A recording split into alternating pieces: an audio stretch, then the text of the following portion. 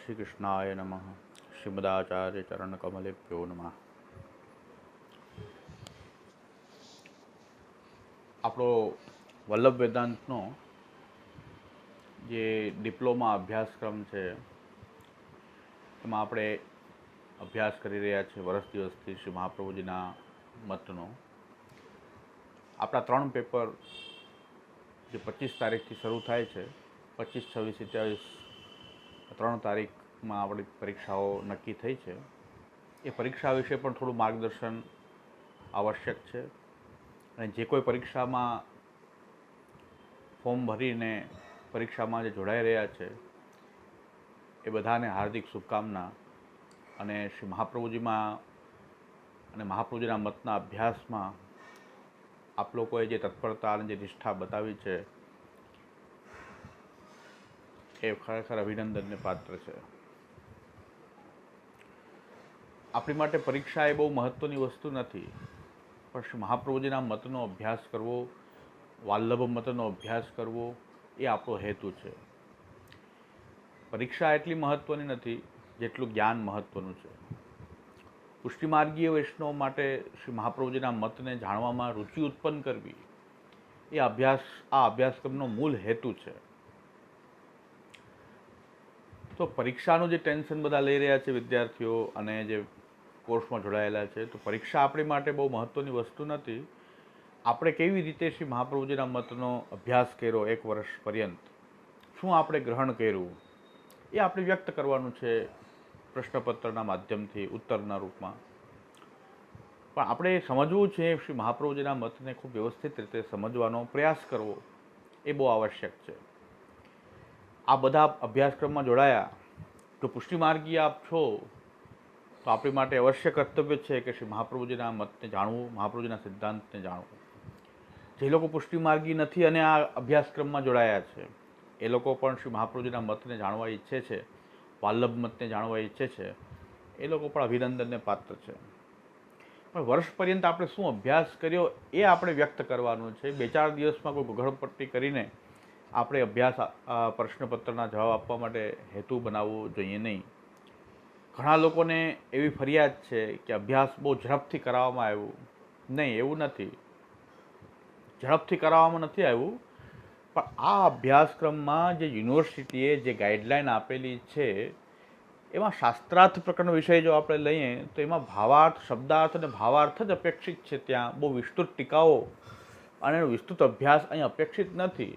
અહીં પ્રવચન નથી થઈ રહ્યું, અહીં એક ક્લાસ લેવાઈ રહ્યો છે, એક વર્ગ લેવાઈ રહ્યો છે, એ પણ યુનિવર્સિટીની ગાઈડલાઈન અનુસાર.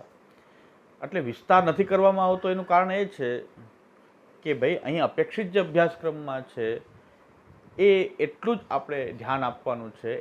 અને એટલું તો શાંતિથી તમે વિચાર, જેટલા પણ પ્રવચનો તમે સાંભળ્યા છે અને શાંતિથી તમે સાંભળી લીધા હશે વ્યાખ્યાન, બસ એટલું જ તમે વ્યક્ત કરશો તો પરીક્ષામાં એનાથી વિશેષ કાંઈ બીજું અપેક્ષિત છે નહીં. એટલે પરીક્ષાલક્ષી જે શિક્ષણ છે એમાં તો આટલું જ અપેક્ષિત છે કે શાસ્ત્રાર્થ પ્રકરણમાં શબ્દાર્થ અને ભાવાર્થ. ત્યાં શ્લોકો પણ પૂછવામાં નથી આવતા, ન શ્લોકના અર્થ કરીને પૂછવાની પદ્ધતિ પણ અપનાવેલી છે. ફક્ત શું આ ગ્રંથ શું કહે છે, એનો વિચાર શું છે, વિસ્તૃત અલગ અલગ વિષયો, અલગ અલગ ટોપિક, અલગ અલગ હેડિંગમાં શું શું વિચારણીય વિષય છે એનો જ અહીં વિચાર કરવામાં આવે છે. અને એટલું જ આપણે અભ્યાસમાં લીધું છે. એટલે વધારે ગૂંચવાડો ઊભો ન થાય. વધારે ગૂંચવાડો ન ઊભો થાય અને જે પ્રારંભિક જે જોડાયેલા છે એમને બહુ ભારણ પણ ન થાય એનો ખ્યાલ રાખીને ટૂંકમાં આપણે વિષયને ચલાવ્યો છે. પણ જે પરિચયના જે લેક્ચર્સ જે લેવાયા છે, વલ્લભ વેદાંત પરિચય, એ બહુ વિસ્તૃત છે. ઉપોદઘાત પ્રકરણ, શાસ્ત્રાર્થ પ્રકરણનું એ પણ ખૂબ વિસ્તારથી લેવામાં આવ્યું છે. એટલું પણ જો વ્યવસ્થિત આપણે એને જો વારંવાર એ વિડીયોઝ જોયા હશે તો શાસ્ત્રાર્થ પ્રકરણના વિષયમાં બીજું વધારે કોઈ અપેક્ષા છે નહીં. એટલે એ આનંદથી એ પરીક્ષા આપી શકાશે. છતાં પણ રિવિઝન અને પુનરાવર્તન કરીએ આપણે કે ભાઈ વિષયને ફરીથી એવી રીતે યાદ કરીએ, એના ચાર્ટ્સ બનાવીને એવી રીતે યાદ કરીએ કે આખો વિષય આપણને સરળતાથી હૃદયારૂઢ થઈ જાય. એ પ્રયત્ન રૂપમાં હવે આપણે શાસ્ત્રાર્થ પ્રકરણને એક વખત સાવ ટૂંકાણથી વિહંગાવલોકન ન્યાયથી આપણે આખા શાસ્ત્રાર્થ પ્રકરણને પાછું રિવાઇઝ કરી છે. ઉપોદઘાત તો વિસ્તારથી લીધું છે એટલે બધાને સમજાયું હશે. ઉપોદઘાતને આપણે રિવિઝનમાં લેતા નથી. શરૂઆત કરીએ છીએ આપણે શત પ્રકરણથી શરૂઆત કરીએ છીએ. શત પ્રકરણથી શરૂઆત આપણે કરીએ છીએ. બીજું, વિષય ગમે રીતે લેવામાં આવ્યો, પણ જેટલા પણ પ્રશ્નો પૂછવામાં આવ્યા છે કોમેન્ટ બોક્સમાંથી જેટલા પણ પ્રશ્નો પૂછવામાં આવ્યા છે એનો સંતોષકારક જવાબ આપવાનો પ્રયત્ન કર્યો છે. ન સમજાણું હોય કોઈએ તે પ્રશ્ન કરવા જોઈએ, પણ અત્યારે જ પુસ્તક ખોલીને બેસવામાં આવે ને અત્યારે જ વિડીયો ખોલીને બેસવામાં આવે તો એ વધારે પડતું ભારણ ઉત્પન્ન થઈ જાય, એટલે ત્યારે ન સમજાય એ સ્વાભાવિક છે. પણ જેટલા પણ પ્રશ્નો પૂછવામાં આવ્યા એના બધાના જવાબ આપવામાં આવ્યા જ છે. અત્યારે પણ એક પ્રશ્ન આવેલો છે કે અસંભાવના અને વિપરીત ભાવના એટલે શું? અસંભાવના અને વિપરીત ભાવના એટલે શું? કે જે આપણું સર્વનિર્ણય પ્રકરણ અસંભાવના અને વિપરીત ભાવનાની નિવૃત્તિ માટે છે. તો છતાં પણ અસંભાવના શું અને વિપરીત ભાવના શું? એના માટે શ્રી ગટુલાલાજી એમની ટીકા જે સત્સ્નેહ ભાજનમ એ ટીકાની અંદર બહુ સરળતાથી આપણે સમજી લઈએ અસંભાવના અને વિપરીત ભાવના એટલે શું. તો અસત્વ બુદ્ધિ અસંભાવના અને અન્યથા સત્વ બુદ્ધિ વિપરીત ભાવના. અસત્વ બુદ્ધિ એટલે આવું હોઈ ન શકે, અસંભવ છે. આપણને એવું લાગે, શાસ્ત્રો જોઈને પુરાણો જોઈને એવું લાગે કે આ અસંભવ છે, એ અસંભાવના કહેવાય. જેવું કે અસંભાવનાનું એક ઉદાહરણ ગટુલાલાજી આપે છે કે ઈશ્વરો નાસ્તિ ઇતિ, ઈશ્વર છે નહીં, આ એક અસંભાવના છે. અસંભવ છે, ઈશ્વર હોવું જ સંભવ નથી, એ પ્રકારનો જે વિચાર છે એ અસંભાવના છે. વિપરીત ભાવના એટલે અન્યથા સત્વ બુદ્ધિ વિપરીત ભાવના, કે ઈશ્વર તો છે પણ નિર્ગુણ નિર્ધર્મક નિરાકાર નિર્વિશેષ જ છે, સગુણ સાકાર ઈશ્વર છે નહીં. પરમ તત્વ કે ઈશ્વર એ નિર્વિશેષ નિર્ગુણ નિરાકાર છે. એ જે છે એને અલગ રીતે સમજવું, અન્યથા સત્વ બુદ્ધિ એ વિપરીત ભાવના છે. એટલે અસત્વ બુદ્ધિ અસંભાવના, આવું ન હોઈ શકે, આવું શક્ય નથી એવું માનવું એ અસંભાવના છે, આ અસંભવ છે. જેમ કે પુરાણો વાંચીએ આપણે તો એમાં આવે છે આ રાજાને એટલા લાખ પુત્ર હતા, આટલા કરોડ પુત્ર હતા, એટલે આપણને અસંભવ છે, આવું હોઈ શકે નહીં, અસંભાવના. એ અસંભાવના ઉત્પન્ન થઈ. પણ આપણે જોઈએ કે આ પુરાણ ક્યારની કથા કહી રહ્યું છે, ક્યાં કલ્પની કથા કહી રહ્યું છે. આ કલ્પની આ સૃષ્ટિના પરિમાણમાં સંભવ નથી, પણ એ કહી રહ્યું છે ક્યાં કલ્પમાં કહી રહ્યું છે, સારસ્વત કલ્પમાં કહી રહ્યું છે. ત્યાં સૃષ્ટિનું પરિમાણ જ અલગ પ્રકારનું છે, ક્યાં સંભવ છે, અત્યારે અસંભવ લાગી રહ્યું છે. પણ અસત્વ બુદ્ધિ જ આપણી જે થઈ રહી છે એ અસંભાવના છે. તો અસત્વ બુદ્ધિ અસંભાવના, ઈશ્વરો નાસ્તિ, ઈશ્વર છે જ નહીં, ઈશ્વર હોવાનું કોઈ સંભવ નથી, ઈશ્વરના કોઈ પ્રમાણ નથી. કારણ કે લૌકિક ચક્ષુથી પ્રત્યક્ષથી ઈશ્વર કોઈ સિદ્ધ કરી શકાય નહીં. તો પ્રત્યક્ષ સિદ્ધ ન કરી શકાય એટલે આપણે માની લઈએ કે ઈશ્વરો નાસ્તિ, ઈશ્વર નથી. તો ઈશ્વર ન હોવાનો ભાવ એ અસંભાવના છે. અસંભવ છે ઈશ્વર હોવું એવું લાગે તો અસંભાવના થઈ. પણ ઈશ્વર છે પણ એ સાકાર નથી, નિરાકાર જ છે. એ નિરાકાર જ છે એમ માનવું એ વિપરીત ભાવના છે. જગત જે છે એ માયિક છે એ માનવું વિપરીત ભાવના છે. પણ જગતનું અસ્તિત્વ જ નથી એમ માનવું અસંભવ, તો એ અસંભાવના છે. પણ જગત જે છે એ સત્ય નથી ને મિથ્યા છે એમ માનવું એ વિપરીત ભાવના છે. તો અસંભાવના અને વિપરીત ભાવના આ રીતે સમજવું જોઈએ કે અસંભવ સંભવ નથી એ અસંભાવના છે. એટલે અસત્વ બુદ્ધિ જે છે, સત્વ નહીં, સત્વ એટલે હોવું, અસત્વ એટલે ન હોવું. તો સર્વથા અસત્વ બુદ્ધિ એ અસંભાવના કહેવાય. અને અન્યથા સત્વ બુદ્ધિ વિપરીત ભાવના કહેવાય. અન્યથા સત્વ બુદ્ધિ એટલે ઈશ્વર નિર્ગુણ નિરાકાર નિર્ધર્મક છે, જગત મિથ્યા છે, આ પ્રકારની જે વાતો છે એ વિપરીત ભાવના છે. જે છે એનાથી અલગ પ્રકારથી નિરૂપણ કરવું, અલગ પ્રકારથી માનવું એ વિપરીત ભાવના છે. એટલે આ એક પ્રશ્ન પૂછાયેલો છે, બધાને ગૂંચવાડો ભર્યું લાગ્યું, પણ બહુ ગૂંચવાડા ભરો છે નહીં. અસંભાવના અને વિપરીત ભાવનાના ખાલી ગટુલાલાજીની વ્યાખ્યા સમજી લઈએ. અસત્વ બુદ્ધિ અસંભાવના, અન્યથા સત્વ બુદ્ધિ વિપરીત ભાવના. હજી પણ ન સમજાય તો હજી 3-4 લેક્ચર્સ લેવામાં આવશે, પરીક્ષા પહેલાંના 3-4 લેક્ચર્સ લેવામાં આવશે. અને કયા બિંદુ ઉપર વિશેષ ધ્યાન દેવું એ પણ આપણે બતાવશું કે આમાં જ વિશેષ ધ્યાન દઈને આ અભ્યાસ કરવો. તો આપણે આજે વિષય લેવાનું છે સત પ્રકરણ. તો સત પ્રકરણને થોડુંક ચાર્ટ દ્વારા સમજાવવાનો પ્રયત્ન કર્યો છે કે સત પ્રકરણ કેવી રીતે ડેવલપ થાય છે એ આપણે આ ચાર્ટ દ્વારા એને આપણે સમજાવીએ છીએ કે આ શાસ્ત્રાર્થ પ્રકરણનું પુનરાવર્તન છે એમાં આપણું પહેલું ઉપોદ્ઘાત પ્રકરણ પછી આવે છે એ સત પ્રકરણ. સત ચિત આનંદ, એ બ્રહ્મનું જે સ્વરૂપ જે છે સત ચિત આનંદ, સદંશનો આવિર્ભાવ થાય, ચિત આનંદનો તિરોભાવ થાય, એ જે રૂપ છે બ્રહ્મનું એને જગત કહેવાય છે. સચ્ચિદાનંદ બ્રહ્મ, એ સચ્ચિદાનંદ બ્રહ્મમાંથી સદંશનો આવિર્ભાવ થાય, ચિદાનંદ જે છે એ તિરોભાવ થાય, અને જે બ્રહ્મનું જે સ્વરૂપ પ્રકટ થઈ રહ્યું છે એ પ્રકટ સ્વરૂપને જગત કહેવાય છે. તો આપણે જગત એટલે એને સત પ્રકરણ કહેવાય કે સદંશના આવિર્ભાવથી આ જગત બનેલું છે, એટલે એને સત પ્રકરણ તરીકે નામ આપ્યું, સત પ્રકરણ. હવે આ સત પ્રકરણ કેવી રીતે ડેવલપ થયું છે, આખું પ્રકરણ યાદ રાખવા માટે શું કરવું? કારિકાઓ આપણે એક એક કારિકાઓ તો નહીં લઈ શકીએ, એ આપણે વિસ્તારથી એનો વિચાર કરી લીધો છે, એક એક કારિકા આપણે ભણાવી લીધી છે, અર્થ અને ભાવાર્થ પર્યંત આપણે એને ભણાવ્યું છે. પણ ડેવલપ કેમ થાય છે આખું પ્રકરણ?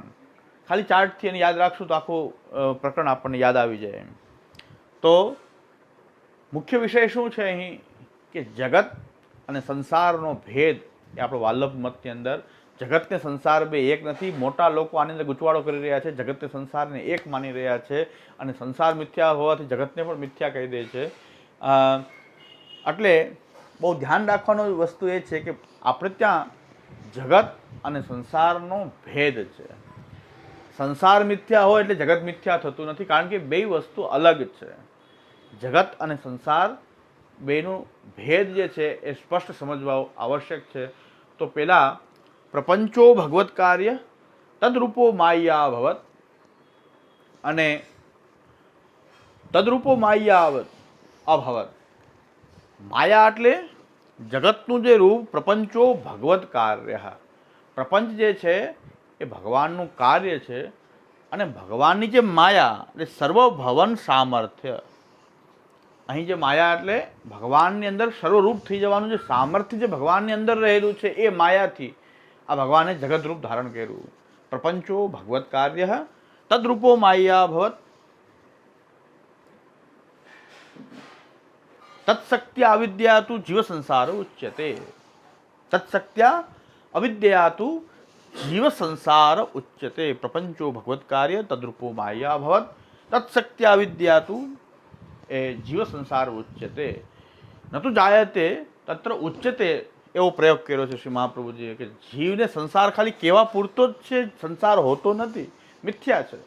અજ્ઞાનથી અવિદ્યાને કારણે તત્શક્ત્યા જે માયાની જે શક્તિ છે એ માયાની શક્તિ વડે જે અવિદ્યા છે એનાથી માયાને આધીન એક અવિદ્યા શક્તિ છે, એ અવિદ્યા શક્તિથી જીવને સંસાર થાય છે. એટલે ઉત્પત્તિ જોઈએ તો ભેદ સ્પષ્ટ ખબર પડી જશે. જગત અને સંસારનો ભેદ સમજવો છે તો એની ઉત્પત્તિ કેમ થઈ? તો કે જગતની ઉત્પત્તિ તો સત્ય છે, જગત તો સત્ય છે એટલે ઉત્પન્ન થાય છે જગત. પણ કેવી રીતે થાય છે કે ભગવાનનું સર્વભવન સામર્થ્યથી આ લીધેલું રૂપ છે એમાં સદંશનો આવિર્ભાવ થાય છે. આ ઉત્પત્તિની પ્રક્રિયા જગતની કેવી છે? સત્ય છે એટલે જગત ઉત્પન્ન થાય છે. પ્રપંચો ભગવત કાર્ય તદરૂપો માયા ભવત. ભગવાને આ એક સર્વભવન સામર્થ્યથી લીધેલું આ રૂપ છે, જગત એટલે સત્ય છે. ભગવાન સત્ય છે તો ભગવાને પોતાના સર્વભવન સામર્થ્યથી આ લીધેલું રૂપ છે, એમાં એના ભગવાનના જ અંદર રહેલો જે સદંશ જે છે એનો આવિર્ભાવ થઈ રહ્યો છે, એ જ આ જગત છે. અને સંસાર તો મિથ્યા છે, મિથ્યા વસ્તુ નાશતો વિદિતે ભાવો ના ભાવો વિદિતે સતા. ગીતાજીમાં ભગવાન આજ્ઞા કરે છે નાશતો વિદિતે ભાવો ના ભાવો વિદિતે સતા ઉભયોરપી દષ્ટો અંતસ્તન્યો તત્વદર્શિભિઃ. ત્યાં કહે છે કે સંસાર જે છે તો મિથ્યા વસ્તુ છે, અસત વસ્તુ છે, તો અસત્ય તો ક્યારે પ્રગટ થઈ શકે જ નહીં, ઉત્પન્ન થઈ શકે જ નહીં. તો ઉત્પન્ન થતો નથી કારણ કે મિથ્યા હોવાથી અસત છે. નાશતો વિદ્યતે ભાવો ના ભાવો વિદ્યતે સતઃ. કોઈ વસ્તુ અસ્તિત્વમાં આવી શકતી જ નથી, અસત વસ્તુ. સત વસ્તુ છે એનો અભાવ ક્યારે થઈ શકતો નથી. તો જગત જે છે એ સત છે તો એનો અભાવ ક્યારે જગતનો થતો નથી. સંસાર છે મિથ્યા છે તેનો ભાવ ક્યારે થઈ શકતો નથી. ના સતો વિદિતે ભાવો ના ભાવો વિદિતે સતઃ. આ ગીતાજીનું વાક્ય ધ્યાન રાખવું કે જેના આધારે આપણે બે ભેદ સ્પષ્ટ થઈ જાય છે. જગત છે સત્ય છે, સંસાર છે મિથ્યા છે. સંસાર એટલે શું? અવિદ્યાને કારણે હું અને મારું એ પ્રકારનો જે ભાવ થવો એને સંસાર કહેવાય. સંસારનો અર્થ હું અને મારું. હું આ છું, હું આ દેહ છું એ હું છું, આ ઇન્દ્રિયો છે એ હું છું, એ પ્રકારનો ભાવ થવો એ સંસાર છે. આ ઘર છે એ મારું છે, દેહ છે એ મારો છે, પરિવાર મારો છે, પુત્ર મારો છે, એ પ્રકારનું મમતાત્મક, આ અહંતા અને મમતાત્મક જે સંસાર જે છે એ સંસાર જે છે એ તો મિથ્યા છે. અવિદ્યા અજ્ઞાનને કારણે એ પ્રકટ થઈ રહ્યું છે, ઉત્પન્ન થતું નથી મિથ્યા હોવાથી. ત્યાર પછી જગત જે છે એને કોઈ બંધન થતું નથી. બંધન કોને થાય છે? જીવને થાય છે. તો સંસાર કોને થાય છે? જીવગા માયા કૃતા, જીવગા, આ સંસાર જે છે જીવને થાય છે. અને માયા વડે અવિદ્યા શક્તિથી થાય છે. માયાની બે શક્તિ રહેલી છે, વિદ્યા અવિદ્યા, હરે શક્તિ. માયે એ માયાને આધીન બે ભગવાનની બે શક્તિ છે, વિદ્યા અને અવિદ્યા. તો અવિદ્યા નામની શક્તિ જે છે એનાથી માયાને આધીન છે, એટલે માયા વડે અવિદ્યા શક્તિથી આ જીવને સંસાર થાય છે. એટલે સંસાર જીવને થાય છે. જગત તથા અંતર્યામી ભગવાનને સંસારનું બંધન નથી. સંસારનું બંધન ખાલી જીવને જ થાય છે, અવિદ્યાને કારણે થાય છે. અને જગતને ક્યારે પણ સંસારનું બંધન થતું નથી. સંસાર જગતને હોય જ નહીં. જગત જે સદન સ્વરૂપ જે પદાર્થ છે એને સંસાર ન હોય. જેમ કે આ ખુરશી છે એ જગતનો કોઈ જાગતિક પદાર્થ છે, પણ એને સંસાર નથી. એને હું અને મારાની ફિલિંગ જે છે એ ચિદંશ તિરોહિત હોવાને કારણે ખુરશીને હું ખુરશી છું એ અનુભૂતિ નથી. આ ખુરશી જે છે એને કોઈ પ્રકારનું બંધન નથી. બંધન છે તો જીવને છે, આપણને છે. તો સંસાર જે છે એ જીવને થાય છે, જગતને સંસાર હોતો નથી. એટલે જગત અને સંસારનો ભેદ અહીં બહુ સ્પષ્ટ થઈ રહ્યો છે કે જગતની ઉત્પત્તિ જે છે એ ભગવાનનું સર્વભવન સામર્થ્યથી લીધેલું એ ભગવાનનું રૂપ છે. સદંશનો આવિર્ભાવ થઈ રહ્યો છે. જગતને સંસાર બંધન નથી, સંસાર મિથ્યા છે, ઉત્પન્ન થતો જ નથી. ખાલી મહાપ્રભુ કહે છે જીવ સંસાર ઉચ્ચતે ન તું જાયતે. ઉચ્ચતે કીધું છે કહેવા માત્ર જ છે, અને મિથ્યા પદાર્થ છે. જીવને થાય છે, જગતને થતું નથી. માયા વડે અવિદ્યા શક્તિથી થાય છે. આ શા માટે થાય છે? આ તો ભગવાને લીધેલું રૂપ છે. આ વિદ્યા શક્તિથી આ સંસાર થઈ રહ્યો છે. એટલે સંસાર મિથ્યા પદાર્થ છે, અવિદ્યાને કારણે થતો હોવાથી આ મિથ્યા છે. તો જીવ અને સંસારનો ભેદ જે છે ઉત્પત્તિ દ્રષ્ટિથી જોઈએ, ઉત્પત્તિની દ્રષ્ટિ જોઈએ કે જગત કેમ ઉત્પન્ન થાય છે, સંસાર કેવી રીતે થાય છે, એ ઉત્પત્તિની પ્રક્રિયાથી જોઈએ તો જગત અને સંસારનો ભેદ જે છે એ સ્પષ્ટ થઈ જાય. સારા સારા વિદ્વાનો જે છે, સારા સારા ગીતાજીના ટીકાકારો પણ, મોટા વિદ્વાનો પણ આ ભેદ ન સમજવાને કારણે ક્યારેક જગતને મિથ્યા કહી દે છે, સંસાર અને જગતના ભેદને અલગ પાડતા જ નથી. એ શ્રી મહાપ્રભુ વલ્લભાચાર્ય ચરણે આ જગત અને સંસારના ભેદનું સુંદર નિરૂપણ આપણને કરીને બતાવ્યું છે. અને એ વાલ્લભ મતની એક વિશેષતા આ છે. હવે લયની પ્રક્રિયા જોઈએ. ઉત્પત્તિની પ્રક્રિયાથી આ બે ભેદ સ્પષ્ટ થઈ ગયા. હવે લય, લય કેવી રીતે, જગતનો લય કેવી રીતે થાય છે, અને સંસાર કેવી રીતે, સંસારનો લય કેવી રીતે થાય છે. જગતનો લય ક્યારે થાય? કે બ્રહ્મની આત્મરમણેચ્છાથી લય થાય છે, ત્યારે જગતનો લય થાય. ભગવાન કૃષ્ણસ્ય આત્મરતૌતુ લય સર્વ સુખાવહ. જગત જે છે એનો લય ક્યારે થશે? કે જ્યારે બ્રહ્મની આત્મરમણની ઈચ્છા થશે, પોતાની અંદર, પોતાના અંદર રમણ કરવાની જ્યારે ઈચ્છા થશે ત્યારે એ જગતનો લય થાય છે. જગતનો લય જે છે એ બ્રહ્મની આત્મરમણેચ્છાથી એનો લય થાય. જ્યારે આત્મરમણની ઈચ્છા થાય બ્રહ્મની, ત્યારે જગતનો લય થાય છે. અને સંસાર વિદ્યાથી અવિદ્યા દૂર થાય ત્યારે સંસારનો લય થાય. વિદ્યાથી, વિદ્યાશક્તિથી અવિદ્યા દૂર થાય ત્યારે સંસારનો લય થઈ જાય છે. અને સંપૂર્ણપણે સંસારનો લય કરવા માટે એક આસન્ય પ્રાણોપાસના, આસન્ય પ્રાણોપાસના જે વેદમાં ઉપનિષદમાં બતાવેલી છે, અને એક હરિસેવા, સંસારનો લય હરિસેવા અને આસન્ય પ્રાણની ઉપાસના થવાથી એ વિદ્યાથી અવિદ્યા દૂર થાય. અને આસન્ય પ્રાણ ઉપાસના કે હરિસેવાથી સંપૂર્ણપણે એ જીવ જે છે એ મુક્ત થાય છે. એટલે સંસાર બંધનથી સંપૂર્ણપણે એ મુક્ત થઈ જાય છે. તો વિદ્યાથી અવિદ્યા જ્યારે દૂર થાય ત્યારે સંસારનો લય થઈ જાય. જ્યારે સંસારનો લય થાય ત્યારે જગત તો પાછું રહે જ છે. જેમ કે મારી અંદર રહેલી અવિદ્યા મને દૂર થઈ ગઈ વિદ્યા પ્રકટ થવાથી, પણ જગત, મારામાં સંસારનો લય થઈ ગયો તો કે જગતનો લય થતો નથી, જગતનો કાંઈ પ્રલય થઈ જતો નથી, જગત તો રહે જ છે. એટલે સંસાર અને જગતનો ભેદ છે. જગતનો લય તો ક્યારે થશે કે જ્યારે ભગવાનની આત્મરમણ કરવાની ઈચ્છા થશે ત્યારે જગતનો લય થશે. સંસાર તો જેની અંદર વિદ્યા પ્રકટ થઈ ગઈ અથવા તો આસન્ય પ્રાણ ઉપાસના હરિસેવાને કારણે પણ તત સંસાર દુઃખસ્ય નિવૃત્તિર બ્રહ્મબોધનમ, આપણે ત્યાં પણ કહેવાયું તત સંસાર દુઃખસ્ય નિવૃત્તિર બ્રહ્મબોધનમ. તો ભગવત સેવાનું ફલ પણ આપણે ત્યાં અવાંતર ફલના રૂપમાં ત્યાં હરિસેવાથી આ સંસાર બંધન જે છે એ દૂર થઈ જાય છે. તથા સંસાર દુઃખસ્ય નિવૃત્તિર બ્રહ્મબોધનમ.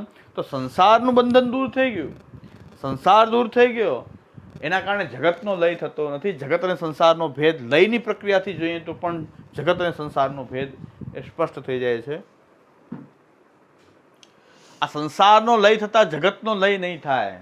અહીંથી કન્ટિન્યુ રાખીએ છીએ. અહીંથી આમ સંસારનો લય થતાં જગતનો લય નહીં.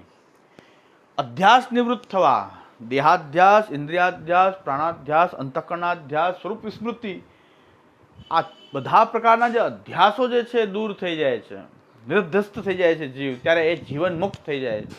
અધ્યાસો જીવન મુક્તિમાં અધ્યાસો દૂર થઈ ગયા છે, પણ દેહ વગેરે તો ટકેલા હોવાથી એ દેહનો લય થયો નથી, ફક્ત અધ્યાસોનો લય થયો છે. તો આ જીવન મુક્તિની અંદર સ્પષ્ટ થાય છે કે અધ્યાસ નિવૃત્ત થયા છતાં પણ દેહાદી પદાર્થો એ રહેલા જ છે. અને જગત અને સંસારના ઉત્પત્તિની પ્રક્રિયાથી જોઈએ કે લયની પ્રક્રિયાથી જોઈએ તો આ સંસાર અને જગતનો ભેદ એ બધી રીતે એ બહુ સ્પષ્ટ થાય છે. એ વિષય જ આપણે ત્યાં આ બધું મગજમાં રાખશો તો આખું સત્પ્રકરણ છે સમજાઈ જશે. સત્પ્રકરણના આપણા જેટલા પણ શ્લોકો જે છે 53 કે 55 શ્લોક લગભગ સત્પ્રકરણના છે.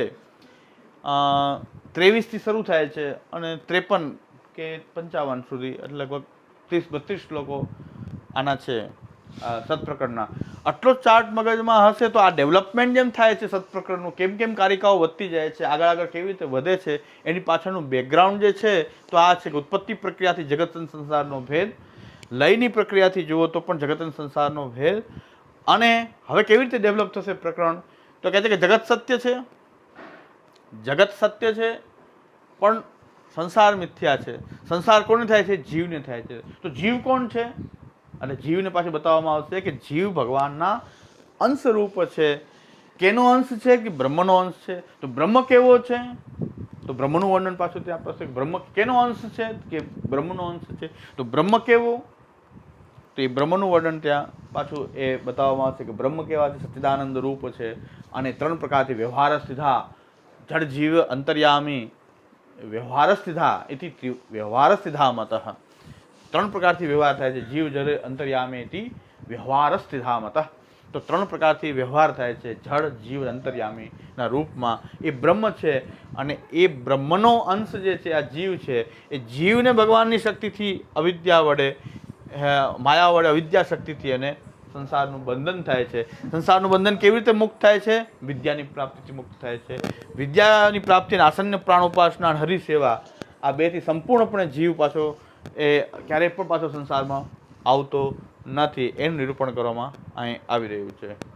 હવે આ જગતની અંદર, આ જગતની સૃષ્ટિના વર્ણન શાસ્ત્રમાં અલગ અલગ પ્રકારથી જોવા મળે છે.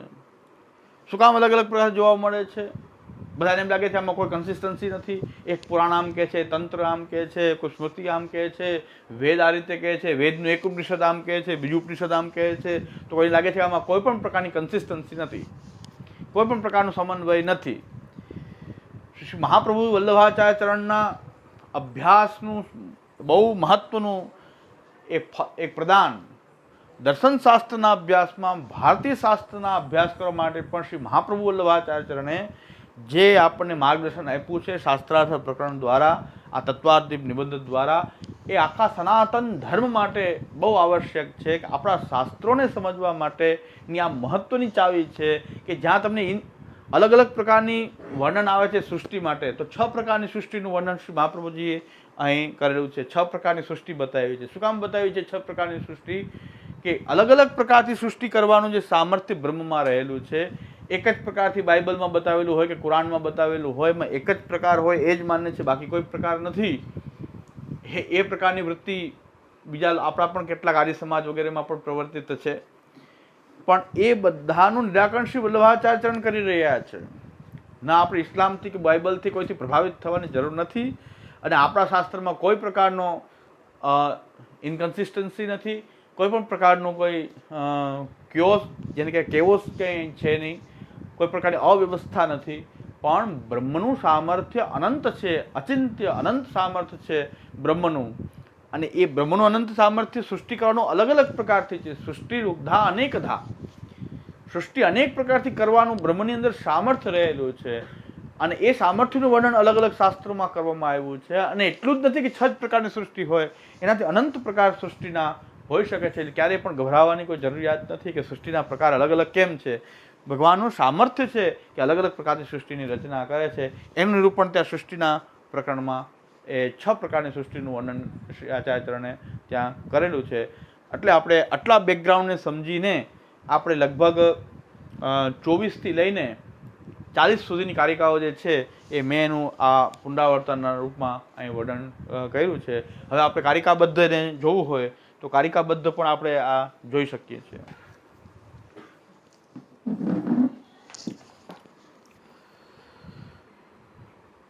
ત્રેવીસમો શ્લોક સત્પ્રકરણનો, એમાં પ્રપંચ એ ભગવત કાર્ય છે અને એ ભગવાનનું રૂપ જે છે, જે ભગવાને પોતાના સર્વભવન સામર્થ્ય રૂપ માયાથી લીધું છે. અને એ માયાની શક્તિ પાછી અવિદ્યા છે. એનાથી જીવને સંસાર થાય છે. જીવને સંસાર થવો એટલે અહંતા મમતાત્મક બંધન થવું. એ પાછું અવિદ્યાજનિત હોવાથી સત્ય નથી, મિથ્યા છે. અને એ અવિદ્યાને કારણે, અજ્ઞાનના કારણે એ જીવને આ સંસાર થાય છે. સંસાર જેવું હકીકતમાં કંઈ હોતું જ નથી. આપણે આ પુસ્તકને મારી માનીએ છીએ. આપણે મૃત્યુ થશે પછી આ પુસ્તક રહેશે કે નહીં રહે? કોની રહેશે પુસ્તક? આ ઘર કોનું રહેશે? આપણું મૃત્યુ થઈ જશે પછી ઘર તો ઘર જ રહેવાનું છે. પણ આપણે માનતા હતા કે મારું ઘર છે, પણ હકીકતમાં મારું ઘર હોત તો તમે પાછા ગયા કેમ અહીંથી છોડીને? એટલે જીવને જે સંસારની જે ફિલિંગ જે છે એ ફક્ત કહેવા પૂરતી જ છે, અજ્ઞાનને કારણે છે. જીવને સંસાર હકીકતમાં અજ્ઞાન છે એટલે સંસાર સત્ય નથી, મિથ્યા પદાર્થ છે. બીજો એક ક્વેશ્ચન છે આપણે કે શુદ્ધાદ્વૈતનો અર્થ શું? આપણી જે ફિલોસોફી છે એનું નામ છે શુદ્ધાદ્વૈત બ્રહ્મવાદ, જે સાકાર બ્રહ્મવાદ પણ કહેવાય અને શુદ્ધાદ્વૈત પણ કહેવામાં આવે છે. સાકાર બ્રહ્મવાદ કહો કે શુદ્ધાદ્વૈત કહો, એક વસ્તુ સ્પષ્ટ છે, દ્વૈત એટલે જુદું હોવું, અદ્વૈત એટલે એક હોવું. અદ્વૈતના પણ પ્રકારો છે ને દ્વૈતના પણ પ્રકારો છે. એટલે ફરીથી રિવાઇઝ કરી લઈએ કે દ્વૈત અને અદ્વૈત ઘણા કે છે એ જ અમને ખબર નથી, પણ મેં તો પરિચયમાં વિસ્તારથી લીધું છે, ચાર્ટ પણ લીધો છે દ્વૈતનો, અદ્વૈતનો. છતાં પણ આપણે જોઈ લઈએ કે દ્વૈત અને અદ્વૈત, આ જગત અને બ્રહ્મ બે એક છે કે અલગ છે? એના આધારે આ બધી ફિલોસોફી જે આપણી અલગ અલગ જે છે એ પ્રકટ થઈ છે. એમાં મૂળ વિચાર છે કે જગત અને બ્રહ્મ, ભગવાન બે એક છે કે અલગ છે? એના આધારે દ્વૈત અને અદ્વૈતની આપણી ત્યાં પરંપરાઓ છે. દ્વૈત એટલે જુદું હોવું, જગત અને બ્રહ્મ બે એકબીજાથી જુદા છે, તો એને દ્વૈત કહેવાશે. સાદી ભાષામાં સમજાવવામાં આવું છું, બાકી વિસ્તારથી તો મેં સમજાવી દીધું છે. આ પુનરાવર્તન છે એટલે આપણે બહુ વિસ્તારમાં જતા નથી. પણ જે બહુ મહત્વના ટોપિક છે, ધ્યાન દેવાના જે ટોપિક છે એના ઉપર હું ધ્યાન દેવડાવું છું. એટલે બહુ ધ્યાનપૂર્વક જે વસ્તુ લેવામાં આવે છે એના પર વિશેષ ધ્યાન દેવું બહુ આવશ્યક છે. એટલે જે પરીક્ષા માટે પણ આવશ્યક છે અને સમજવા માટે પણ આવશ્યક છે. એટલે એ સમજીને આ જે મુદ્દાઓ અત્યારે જે લઈએ છે એ બહુ ધ્યાનપૂર્વક એના ઉપર ધ્યાન કેન્દ્રિત કરવું. એનાથી વિશેષ અમે કાંઈ કહી શકીએ નહીં. એટલે શુદ્ધાદ્વૈત કહીએ છીએ તેમાં શબ્દ શું છે? શુદ્ધ અદ્વૈત બ્રહ્મવાદ. શુદ્ધાદ્વૈત એટલે શુદ્ધ અદ્વૈત બ્રહ્મવાદ. અદ્વૈત એટલે એક હોવું. આપણે જગત અને બ્રહ્મ બે એક જ છે, અલગ નથી. એ પ્રકારનો જે વિચાર જે છે એ અદ્વૈત છે. તો અદ્વૈત, આપણે દ્વૈત નથી માનતા. જગત જુદું અને બ્રહ્મ જુદો, ભગવાન જુદું અને જગત જુદું એવું આપણે નથી માનતા. આપણે માનીએ છીએ કે જગત અને બ્રહ્મ બે એક છે એટલે એને અદ્વૈત કહેવાય છે. શંકરાચાર્યજીનો મત જે છે એને કહેવાય છે કેવલાદ્વૈત. કેવલ અદ્વૈત. કેવલ અદ્વૈત એટલે કે જગત જેવું કંઈ છે જ નહીં, બ્રહ્મ જ છે, જગત તો છે જ નહીં, કેવલ બ્રહ્મ છે. એ શંકરાચાર્યનું કેવલાદ્વૈત છે. આ બે આપણે ત્યાં શુદ્ધાદ્વૈત અને કેવલાદ્વૈત આ બે ટર્મ આપણે અદ્વૈતની અંદર સમજીએ. બીજા પણ છે. બાકી જે આવે છે મધ્વાચાર્યજીનો મત જે છે દ્વૈત, એમ કે છે અલગ જ છે, એક છે જ નહીં દ્વૈત. રામાનુજાચાર્યનો છે વિશિષ્ટાદ્વૈત. વિશિષ્ટાદ્વૈત છે. વિશિષ્ટાદ્વૈત પણ દ્વૈતનો જ એક પ્રકાર છે કે જેમાં આપણે ત્યાં જગત અને એક ચિત્ત શક્તિ અને અચિત્ત શક્તિ આ બેથી વિશિષ્ટ પરમાત્મા છે એવું વિશિષ્ટાદ્વૈત કહેવામાં આવે છે. એટલે અંતસ્થિત પરમાત્માનું નિયમન કરનારો છે. જળ જગત અને જીવ બેનું અંતસ્થિત નિયમન કરનારો અંતર્યામી પરમાત્મા છે એ વિશિષ્ટાદ્વૈત છે. રામાનુજાચાર્યનો શ્રીમદ રામાનુજાચાર્યનો મત છે એ વિશિષ્ટાદ્વૈત. મધ્વાચાર્યજીનો મત છે દ્વૈત, બે અલગ છે એવો મત છે. નિમ્બાર્કાચાર્યજીનો મત છે દ્વૈતાદ્વૈત. આ જે સૃષ્ટિ છે એમાં દ્વૈત અને અદ્વૈત બે અલગ છે પણ એક સિસ્ટમના રૂપમાં બે ભેગા છે. આપણું છે શુદ્ધાદ્વૈત છે, અહીં નિમ્બાર્કાચાર્યજીનું છે દ્વૈતાદ્વૈત. તો દ્વૈતાદ્વૈત એટલે કે દ્વૈત અને અદ્વૈત બંને છે, એ બેને એક સાથે જોડવાની એક પ્રક્રિયા છે, એ દ્વૈતાદ્વૈત છે.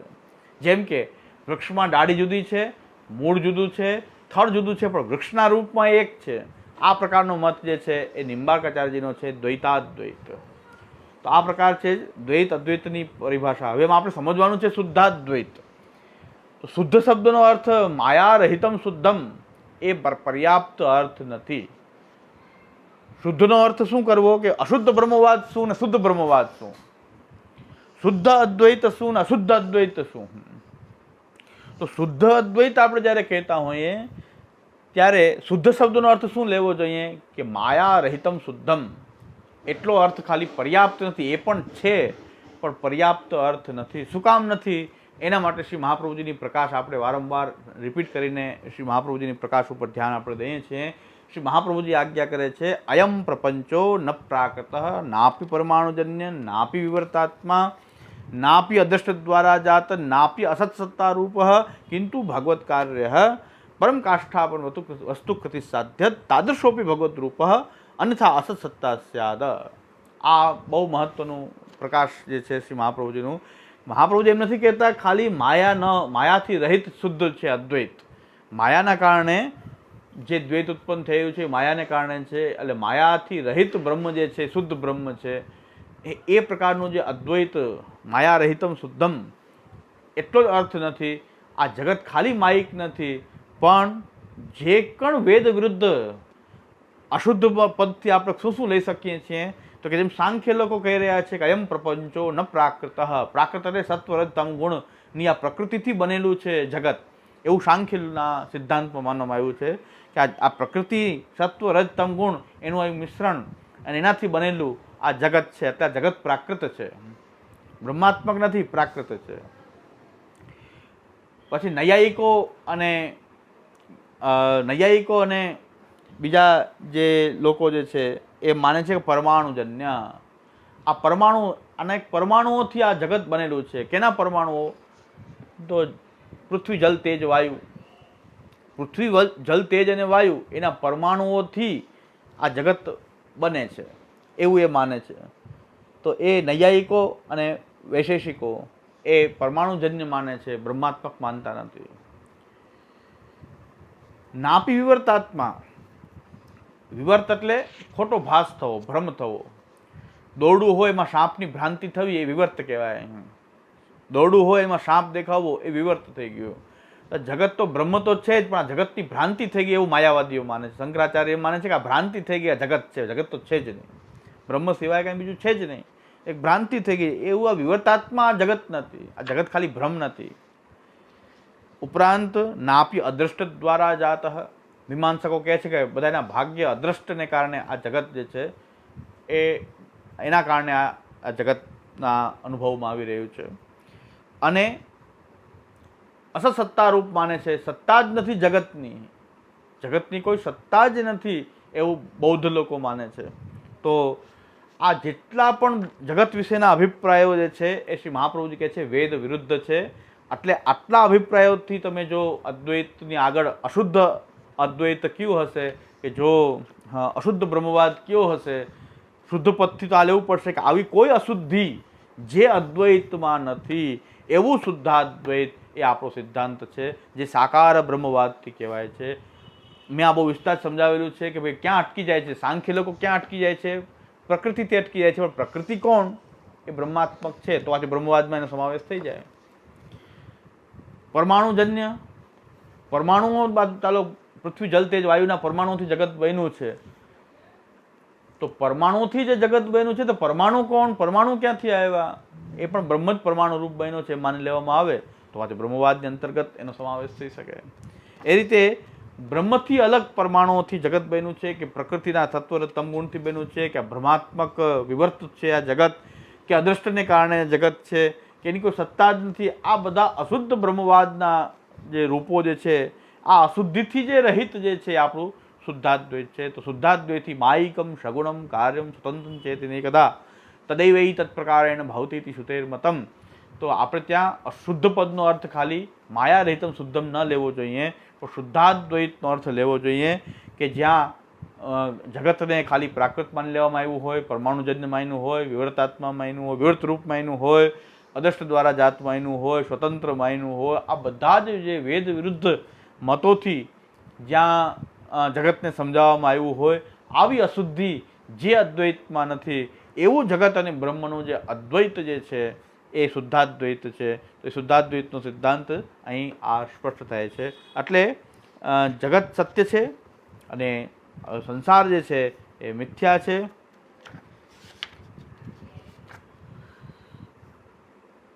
જ્યારે લય થાય છે ત્યારે સંસારનો જ્યારે લય થાય છે, મુક્તિને સંસારનો લય થાય છે, પણ પ્રપંચનો લય થતો. જ્યારે જીવ મુક્ત થાય છે ત્યારે પ્રપંચનો લય નથી થતો, પણ સંસારનો લય થાય છે. અને જગતનો લય ક્યારે થાય છે? જ્યારે કૃષ્ણની આત્મરમણ કરવાની ઈચ્છા થાય છે ત્યારે જગતનો લય થાય છે. હવે સંસાર કેવી રીતે થાય છે? તો કહે છે પંચ પરવાજ અવિદ્યા, દેહાધ્યાસ, દેહ છે હું છું, ઇન્દ્રિયો છે હું છું, પ્રાણ છે હું છું, હે પ્રાણ જ મારું સ્વરૂપ છે, પ્રાણ વિના મારું સ્વરૂપ નહીં રહે. એવા દેહ, ઇન્દ્રિય, પ્રાણ વગેરેના જે અધ્યાસો જે છે એ અવિદ્યાને કારણે થાય છે, અને એ જીવને જ થાય છે, ન જગતને થાય છે અધ્યાસ, કે નથી બ્રહ્મને થાય છે. પણ એ બ્રહ્મ જે છે, આ જીવ છે, એ બ્રહ્મનો અંશ છે. તો બ્રહ્મ કેવો છે?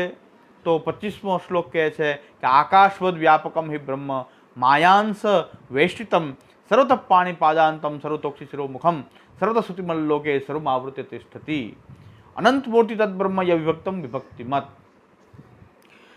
આકાશની જેમ આ વ્યાપક છે બ્રહ્મ, અને એ વ્યાપક બ્રહ્મ જે છે પોતાની સર્વભૌમ સામર્થ્યરૂપ માયાથી પોતાના અંશોને એ વેષ્ટિત કરે, આવૃત્ત કરે જે છે. એટલે એ માયાથી એ સદંશનો આવિર્ભાવ કરાવે છે, અને પોતાના અંશાત્મક જે સદંશ જે છે એને જગતના રૂપમાં એ પ્રકટ કરે છે. બ્રહ્મ તો વ્યાપક છે, પણ પોતે એ પોતાના અંશને માયાથી વેષ્ટિત કરી અને જગતરૂપ એ બને છે. માયા એટલે સર્વભૌમ સામર્થ્ય. માયા કોઈ મિથ્યા કોઈ શક્તિ નહીં, પણ માયા એટલે સર્વભૌમ સામર્થ્ય જે ભગવાનની શક્તિ છે. અને ભગવાન જે બ્રહ્મ છે એનું સ્વરૂપ કેવું છે? સર્વતઃ પાણીપાદાંતમ, સાકાર રૂપ છે આ બ્રહ્મનું. કારણ કે સર્વતઃ પાણીપાદાંતમ, સર્વત્ર એના ચરણારવિંદ, હસ્ત વગેરે સર્વત્ર છે. સર્વતોક્ષી શિરોમુખમ, એમના નેત્ર વગેરે પણ સર્વત્ર રહેલા છે.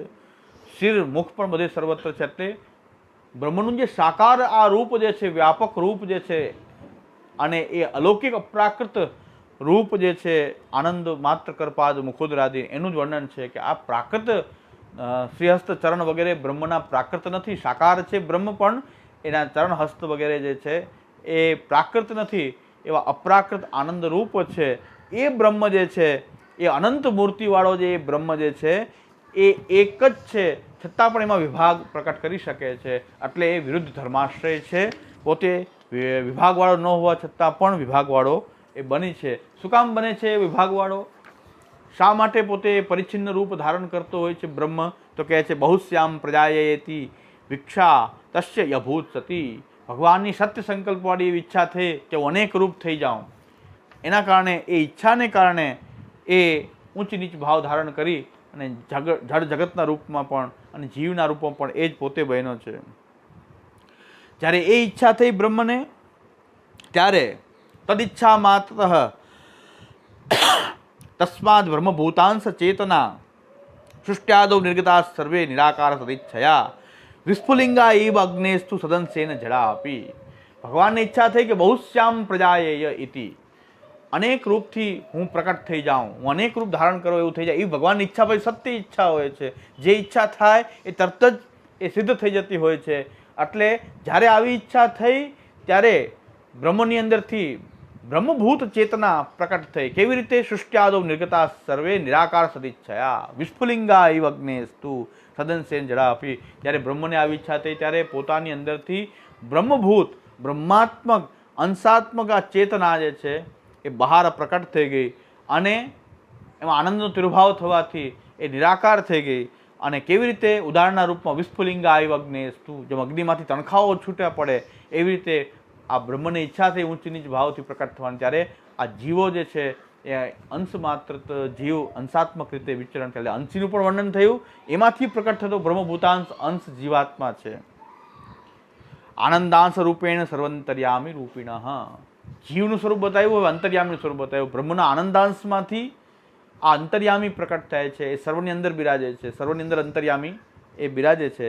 એ સાક્ષાત એ સચ્ચિદાનંદ રૂપ જે છે આનંદાંશ સ્વરૂપથી એ પ્રકટ થાય છે. એટલે સદંશમાંથી જડ જગત પ્રકટ થયું, ચેતના એટલે ચિદંશમાંથી આ જીવો પ્રકટ થયા, અને આનંદાંશમાંથી અંતર્યામી અસંખ્ય અંતર્યામી પણ પ્રકટ થઈ ગયા. સચ્ચિદાનંદ રૂપેશુ પૂર્વયો અન્ય લીનતા. આ સચ્ચિદાનંદ જે એક રૂપ જે છે એમાં સદંશનો આવિર્ભાવ થયો, બાકીના બે ચિદ અને આનંદનો તિર્ભાવ થઈને લીન થઈ ગયા. અંદર પ્રકટ સદંશ થયો અને ચિદ આનંદ જે છે એનો તિર્ભાવ થયો ત્યારે એ જળરૂપ ભગવાનનું પ્રકટ થયું. સદ અને ચિત્ત પ્રકટ છે, આનંદનો તિર્ભાવ થયો તો જીવ પ્રકટ થયા. ત્રણેય પ્રકટ હોય ત્યારે અંતર્યામી કહેવાય છે. અતએવ નિરાકારો પૂર્વાવા આનંદ લોપતઃ.